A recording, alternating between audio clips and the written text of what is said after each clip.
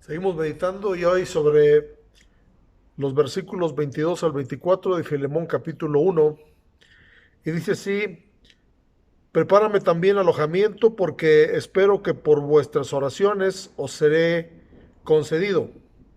Te saludan Epafras, mi compañero de prisiones por Cristo Jesús, Marcos, Aristarco, Demas y Lucas, mis colaboradores.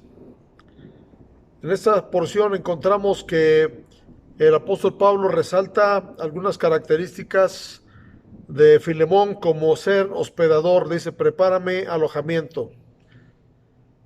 Sabemos que ser hospedador es una práctica que debemos practicar los cristianos, pero también se le recomienda a los obispos que tengan esa característica. Dice la palabra de Dios en Primera de Timoteo capítulo 3 verso 2: pero es necesario que el obispo sea irreprensible, marido de una sola mujer, sobrio, prudente, decoroso, hospedador, apto para enseñar.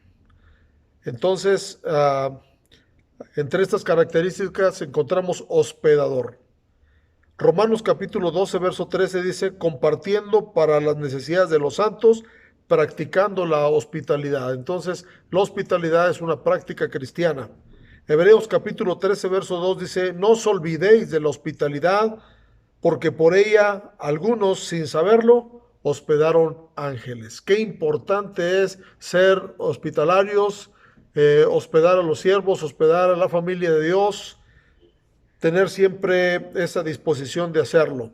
Pero también les dice: porque espero que por vuestras oraciones os seré concedido. Resalta el poder de la oración, y el apóstol estaba seguro de que Dios le iba a dar la oportunidad de que a través de la oración pudiera salir de la cárcel para ir a visitar a Filemón. Y encontramos que también el apóstol Pedro estuvo en una situación de cárcel y la iglesia hacía oraciones por él continuamente. Dice Hechos capítulo 12, verso 4 y 5: habiéndole tomado preso, le puso en la cárcel, entregándole a 4 grupos de 4 soldados cada uno, para que le custodiasen, y se proponía sacarle al pueblo después de la Pascua.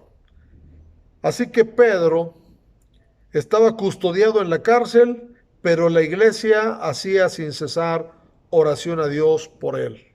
Es bien importante la oración de la iglesia en unidad, y vemos el resultado. Dios permitió que Pedro saliera de la cárcel, Dios permitió que Pablo y Silas salieran de la cárcel, y en esta ocasión el apóstol no tenía duda de que Dios le iba a conceder, porque dice ahí que por vuestras oraciones, dice, os seré concedido. Él dice seré, estaba afirmando. Cada vez que nosotros nos acercamos a Dios en oración, debemos de confiar en que lo que le estamos pidiendo, Él lo va a hacer. Y por último, encontramos los saludos a los compañeros de prisión y colaboradores que el apóstol Pablo tenía aún en prisión. Éprafas, que era uno de sus colaboradores, dice Colosenses 4:12: os saluda Epafras, el cual es uno de vosotros, siervo de Cristo, siempre rogando encarecidamente por vosotros en sus oraciones, para que estéis firmes, perfectos y completos en todo lo que Dios quiere. Entonces Epafras era un hombre que no solamente era compañero, siervo de Cristo, del apóstol Pablo, sino que era un hombre de oración. Oraba continuamente por la iglesia. Tal vez él tenía la comisión de la oración en el equipo del apóstol Pablo. Marcos, Marcos, que también se le llamaba Juan, Marcos era su sobrenombre. Dice: la iglesia que está en Babilonia, elegida juntamente con vosotros, y Marcos, mi hijo, os saludan. Marcos era un hijo espiritual también, al igual que Tito, que Timoteo, que Filemón, que Onésimo. El apóstol Pablo tenía muchos hijos espirituales. Aristarco, Colosenses 4:10 dice: Aristarco, mi compañero de prisiones, os saluda, y Marcos, el sobrino de Bernabé, acerca del cual habéis recibido mandamientos, si fuere a vosotros recibidle. Era un hombre que también compartía la palabra. Demas, Demas en segunda de Timoteo 4:10 se menciona, dice, porque Demas me ha desamparado, amando este mundo, y se ha ido a Tesalónica. Crescente fue a Galacia y Tito a Dalmacia.